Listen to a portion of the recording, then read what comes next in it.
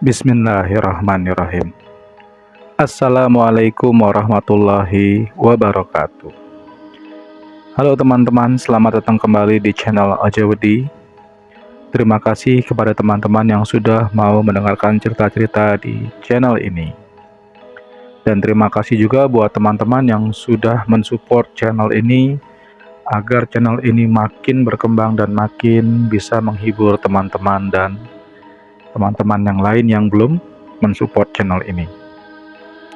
Baiklah teman-teman, kali ini kita akan bercerita tentang sebuah cerita dengan judul 7 hari di alam gaib ternyata sudah 8 tahun hilang. Cerita ini berdasarkan kisah nyata seseorang ya teman-teman.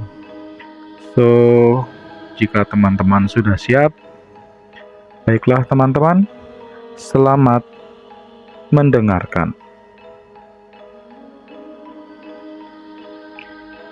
Pada Maret tahun 1999, kisah nyata ini bermula menimpa seseorang yang bernama Nuryanto, berumur 48 tahun, dan istrinya yang bernama Rohma berumur 40 tahun. Berikut penuturan kisahnya. Pasangan suami istri Nuryanto dan Rohma asli warga Indramayu, Jawa Barat, mengadu nasib sebagai transmigran ke Pulau Kalimantan, tepatnya daerah Sungai Nyamuk, Desa Lampahan, Kabupaten Kota Baru, Provinsi Kalimantan Selatan. Nuryanto terlahir dari keluarga buruh nelayan di Desa Ujung Gebang, Kecamatan Sukra, Kabupaten Indramayu, Jawa Barat. Sejak kecil, Nuryanto sudah akrab dengan perahu ikut melaut ke pantai utara Jawa. Hingga usia dewasa, Nuryanto pekerjaannya sebagai nelayan dan telah menikah dengan Rohma dan memiliki seorang anak. Pada saat itu ada peristiwa tragis, yaitu gelombang pasang air laut banjirop.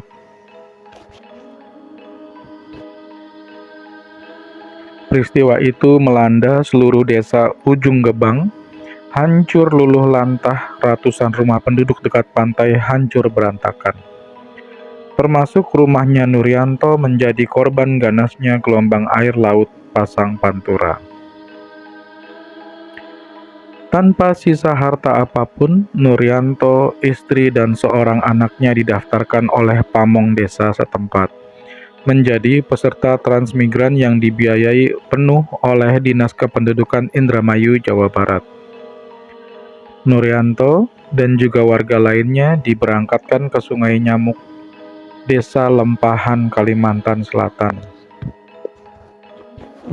Setelah tiba di sana, Nuryanto menerima 1 unit rumah sederhana dan mendapatkan hak mengelola tanah seluas 2 hektar untuk sumber penghasilannya. Sebelum mendapatkan penghasilan mengelola tanah, Nuryanto dan warga lainnya selama 2 tahun ke depan mendapat jatah hidup dari Pemkab Indramayu berupa beras, sembako, juga kebutuhan dapur dan lainnya. Namun jarak antar rumah tetangga yang saling berjauhan di daerah transmigrasi itu mengundang malapetaka. Pada suatu hari di bulan Maret tahun 1999, Nuryanto merasa kesal di tengah ladang saat menanam bibit kelapa sawit. Apalagi cuaca yang panas terik sehabis mencangkul bersama anaknya. Tetapi istrinya Rohma belum juga datang membawa makan siang.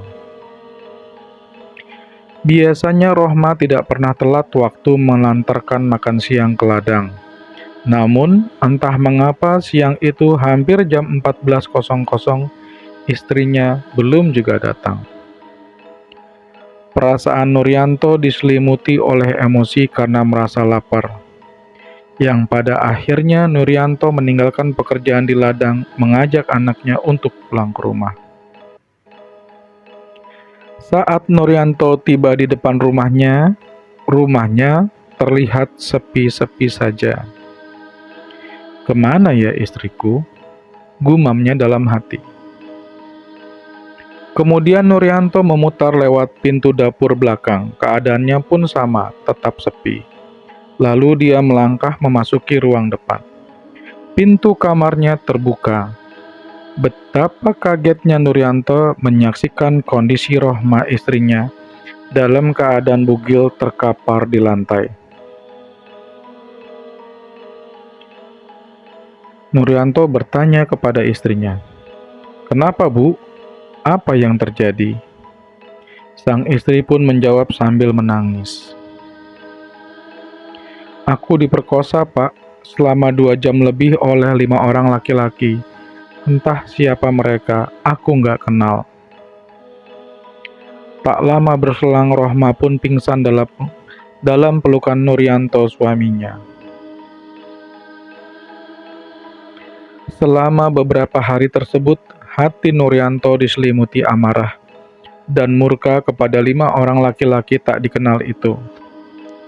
Namun, apa daya, mereka pasti adalah penjahat residivis yang bersembunyi di dalam hutan belantara. Sehingga Nuryanto merasa takut juga bisa mengundang bahaya terhadap nyawanya, dirinya sendiri kalau nekat melawan. Bisa tewas dirinya di tangan 5 penjahat tersebut. Lalu, bagaimana nasib anak dan istrinya? Peristiwa aib itu Nuryanto simpan sendiri dalam hatinya dan tidak diceritakan kepada tetangga transmigran yang lain. Kadang, saat sedang melamun, Nuryanto membayangkan tubuh istrinya menjadi santapan 5 laki-laki bejat itu. Amarah dan emosi Nuryanto akhirnya tak terbendung lagi. Pada puncaknya, kejiwaan Nuryanto mulai terguncang. Selang 1 bulan sejak peristiwa perkosaan istrinya itu, Nuryanto seperti biasa menuju ladang.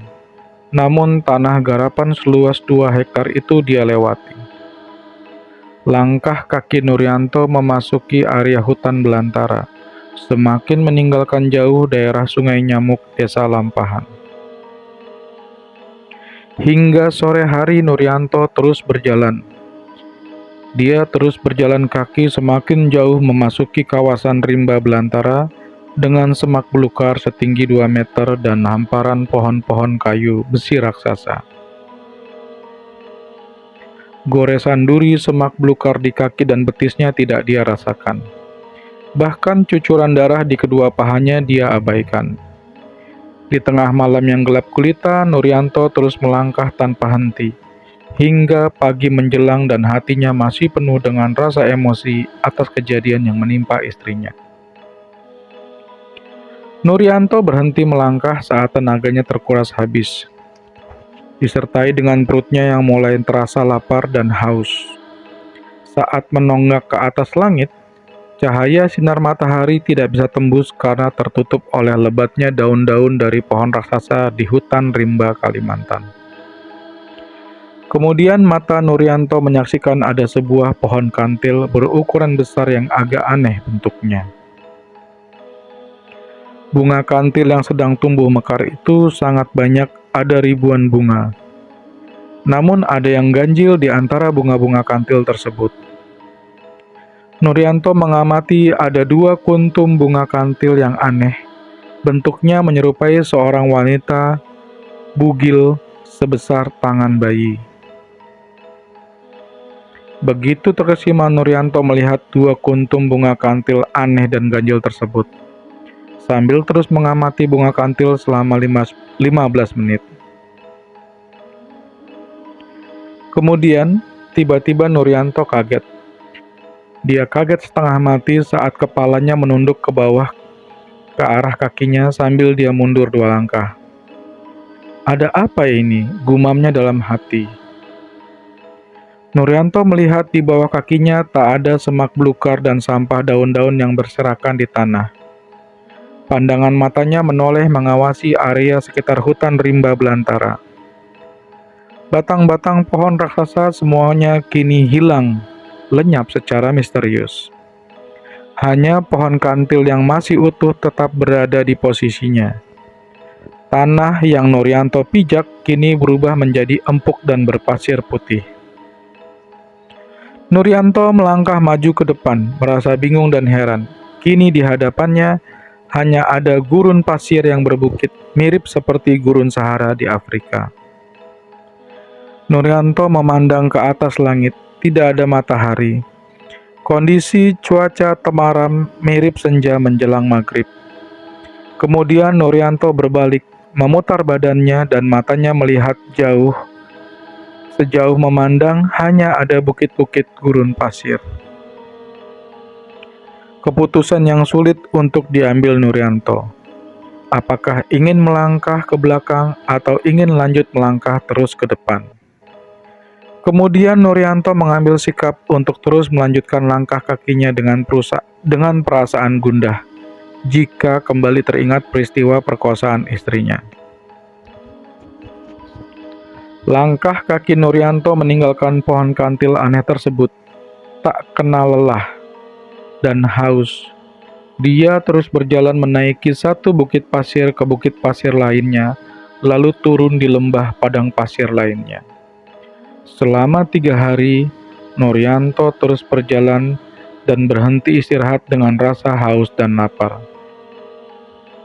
Cuaca di gurun pasir anehnya tidak panas, sebab tidak ada matahari, hanya temaram seolah seperti waktu maghrib. Kemudian di kejauhan Nuryanto melihat ada sebuah bukit besar setinggi ratusan meter menjulang. Nuryanto segera berjalan terus naik ke atas bukit pasir besar itu dengan rasa lelah. Setelah sampai di atas puncak bukit pasir, Nuryanto memandangi sekitarnya, dan mata Nuryanto melihat di kejauhan sana. Ada rumah-rumah penduduk terbuat dari tanah lumpur yang berbentuk kotak, mirip rumah-rumah di kawasan Timur Tengah di Jazirah Arab. Kali ini perasaan Nuryanto yang sedang kalut agak sedikit gembira melihat ada penduduk di lembah gurun pasir. Terlihat kesibukan menyerupai sebuah kota kecil. Lalu Nuryanto segera turun dari atas bukit pasir menuju ke arah keramaian penduduk kota tersebut. Sampai di tengah keramaian, Nuryanto kaget bukan kepalang. Sebab tubuh penduduk kota kecil tersebut sangat aneh dan tidak proporsional. Ya Tuhan, di mana ini? Kok aneh? Semua bentuk orang-orang di sini sangat aneh, gumam Nuryanto. Ada orang kurus tetapi perutnya sangat besar mirip tempayan air. Ada orang gemuk tetapi kepalanya kecil mirip buah-buah timun suri. Ada orang pendek tapi kepalanya besar mirip balon tiup. Mereka semua mondar-mandir sedang beraktivitas dan tidak menghiraukan kehadiran Nuryanto. Lalu Nuryanto meraba saku celana pendeknya, namun tak ada uang selembar pun di sakunya. Rasa lapar dan haus Nuryanto sudah benar-benar melanda, tak terbendung lagi. Jari-jari tangan Nuryanto mulai bergetar akibat puncak rasa lapar. Nuryanto melihat ada sebuah gerobak kayu membawa roti yang sedang ditarik oleh orang berbadan gemuk dengan kepala mungil mirip buah timun suri. Saat gerobak itu tepat melintas di sisi Nuryanto, secepat kilat tangan Nuryanto menyambar roti sebesar batu bata merah. Segera Nuryanto menyembunyikan roti di balik baju. Namun, gerobak kayu itu berhenti. Orang berbadan gemuk itu turun, lalu menghampiri Nuryanto sambil membentak keras dan menggeledah baju Nuryanto dan menemukan bongkahan sepotong roti tersebut. Barang bukti di tangan orang gemuk itu, maka Nuryanto kaget saat diteriaki pencuri. Dalam sekejap, puluhan orang-orang yang aneh berbagai bentuk itu meringkus dan mengelilingi Nuryanto. Tak lama kemudian, dari kejauhan, di ujung jalan berpasir muncul 3 orang berjubah putih dan menaiki kuda berwarna putih. Orang berbadan gemuk yang berkepala mungil mirip timun suri menjelaskan kepada 3 orang berkuda putih yang tak lain adalah hakim wilayah di kota tersebut, bahwa Nuryanto telah mencuri sepotong roti dari gerobaknya. Nuryanto merasa takut sekali saat itu, karena semakin banyak penduduk berbentuk aneh yang mengelilinginya. Kemudian ketiga orang hakim berjubah tersebut turun dari kuda putih dan mengeluarkan sebuah buku sambil membacakan pasal-pasal hukuman. Selesai membacakan pasal-pasal hukuman, lalu ketiga hakim itu memvonis Nuryanto dengan hukuman potong tangan kanan. Atas perintah hakim tersebut, maka Nuryanto diarak oleh penduduk kota tersebut ke gedung kokoh yang tak lain adalah penjara. Nuryanto dijebloskan ke dalam ruangan sel tahanan yang penuh sesak oleh tahanan lainnya dengan bentuk rupa mereka yang juga aneh dan ganjil. Sel pintu tahanan ditutup kembali lalu digembok dari luar. Mata Nuryanto menatap ratusan orang yang kini bersamanya di dalam sel tahanan. Ada perempuan juga laki-laki. Seketika Nuryanto bergidik menyaksikan tubuh mereka sudah tidak utuh lagi. Ada yang buntung tangan kiri, ada yang buntung kedua kaki, ada yang buntung sebelah kaki, bahkan ada yang seluruh tubuhnya buntung tanpa kaki dan tangan. Ada yang buntung tanpa bibir, tanpa hidung, tanpa telinga. Para tahanan tersebut semuanya dalam bentuk tak utuh lagi anggota tubuhnya. Mereka bukan cacat, tetapi akibat hukuman yang divonis oleh hakim akibat perbuatan jahat yang dilakukannya. Nuryanto seketika menangis dan berdoa, "Ya Allah, ya Tuhanku, hamba tak rela harus kehilangan tangan kanan hanya karena mencuri sebongkah roti." Selama 4 hari dalam sel penjara itu, Nuryanto mendapatkan jatah makan bersama tahanan lainnya. Namun dia tak mau menyentuhnya sama sekali. Hanya minum air putih pemberian sipir penjara. Bibir Nuryanto selalu berdoa tiap waktu dengan uraian tetesan air mata yang membasahi pipinya. Hingga datang suara langkah berat yang berhenti tepat di pintu jeruji sel penjara. Nuryanto tidak berani mendongak untuk melihat siapa yang datang, karena Nuryanto mengira itu pasti seorang algojo yang akan memotong tangan kanannya. "Siapa di antara kalian yang bernama Nuryanto bin Samardi?" Suara itu bertanya. Bulu kuduk Nuryanto langsung meremang mendengar namanya disebutkan. Karena tidak ada sahutan, maka orang yang di balik luar jeruji sel kembali melemparkan pertanyaan yang sama. "Siapa di antara kalian yang bernama Nuryanto bin Samardi?" Saat itu juga Nuryanto mendongakkan kepalanya, menatap orang di luar jeruji sel tahanan. Ternyata tidak seperti yang Nuryanto bayangkan. Karena itu bukan algojo, tetapi sikapnya lembut, tenang, dan sinar bola matanya penuh kasih. Laki-laki itu berkata kepada Nuryanto, "Jangan takut. Aku sudah diizinkan oleh Baginda Pangeran Agung Borneo untuk membawa kamu keluar dari tahanan ini." Nuryanto pun bertanya, "Apakah tangan kananku tidak jadi dipotong, Tuan?"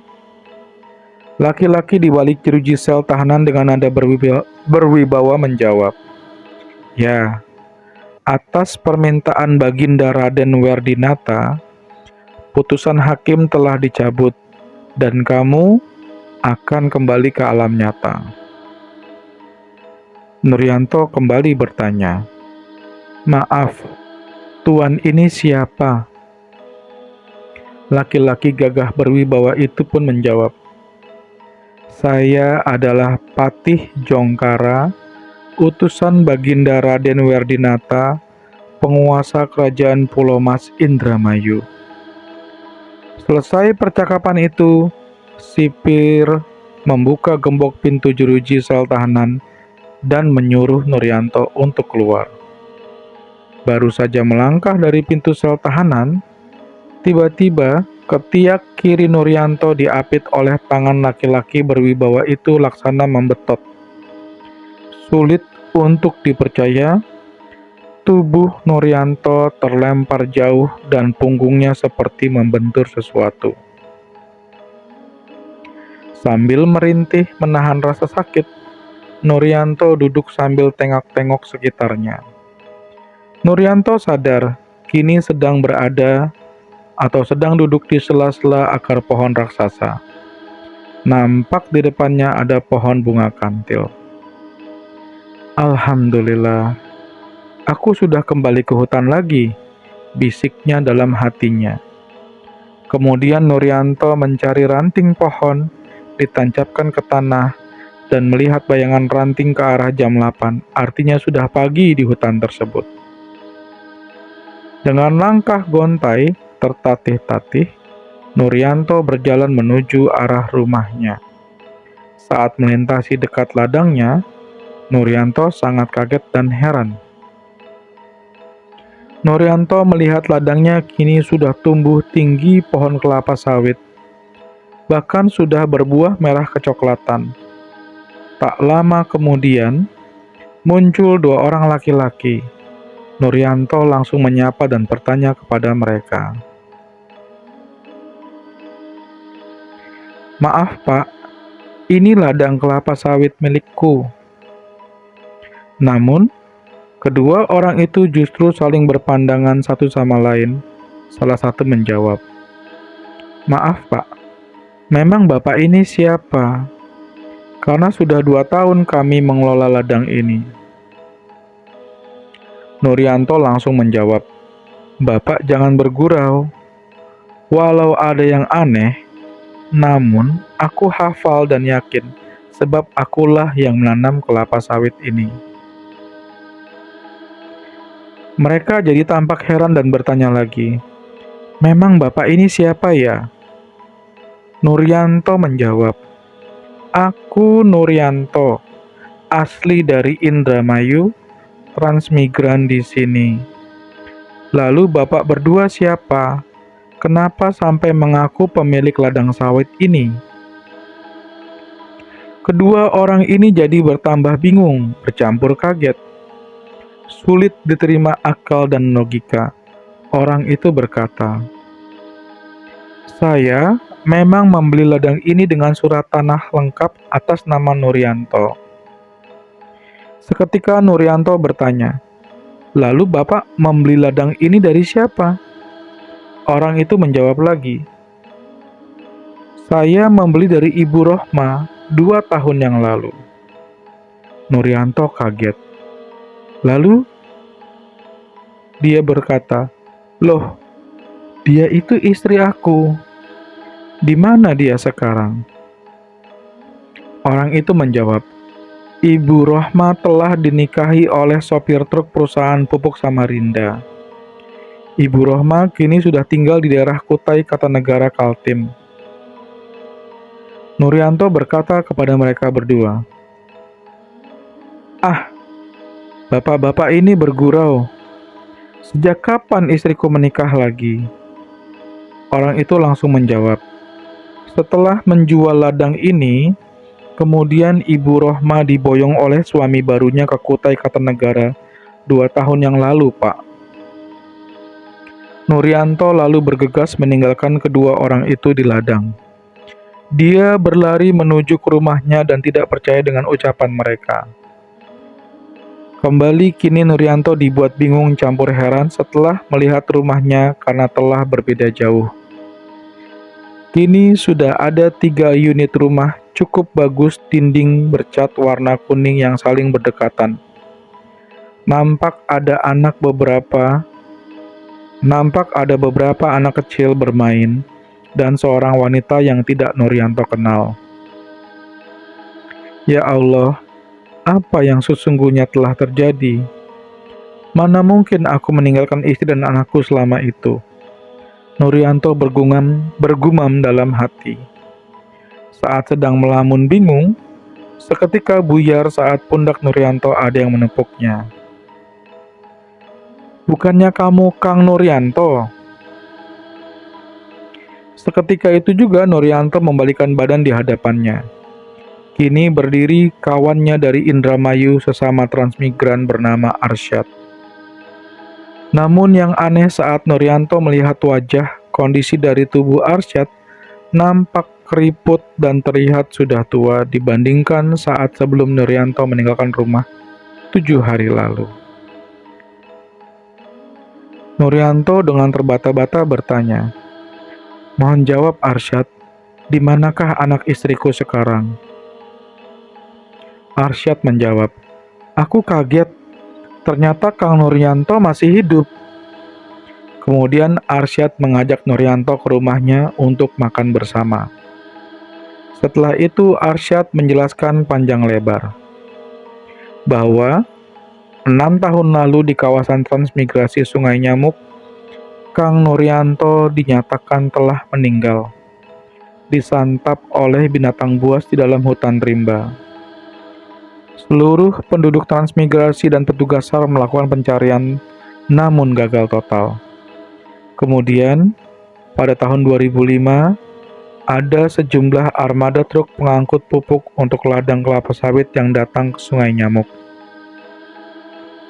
Dari sekian banyak sopir, ada salah satu yang naksir Ibu Rohma, istri Kang Nurianto, yang sudah dinyatakan janda. Akhirnya, mereka sepakat untuk menikah dan Rohma diajak pindah ke Kutai Kartanegara. Sebelum pindah, Rohma menjual seluruh ladang dan rumah pada tahun 2005. Mendengar penjelasan Arsyad, lemas seluruh tubuh Nurianto. Ternyata hari ini adalah tahun 2007. Padahal, menurut Nurianto, saat meninggalkan rumahnya, dia masih ingat hari itu adalah hari Kamis bulan Maret tahun 1999. Demikianlah kisah nyata yang sangat langka yang dia alami oleh Nurianto. Karena Nurianto bisa kembali tembus dari alam gaib ke alam nyata manusia dalam keadaan utuh dan hidup. Nurianto tidak mengalami perubahan umur dibandingkan Arsyad temannya. Arsyad nampak sudah ubanan putih di rambutnya dan keriput kulitnya. Terima kasih teman-teman telah mendengarkan cerita di channel Ojawedi. Jika teman-teman suka dengan cerita-cerita di channel Ojawedi, silakan diklik tombol subscribe dan tombol loncengnya agar terus terupdate cerita-cerita terbaru. Jika teman-teman ingin membagikan pengalaman mendengarkan cerita-cerita di channel Ojawedi, silakan diklik tombol share-nya dan bagikan kepada yang lain. Akhir kata, terima kasih teman-teman. Wassalamualaikum warahmatullahi wabarakatuh.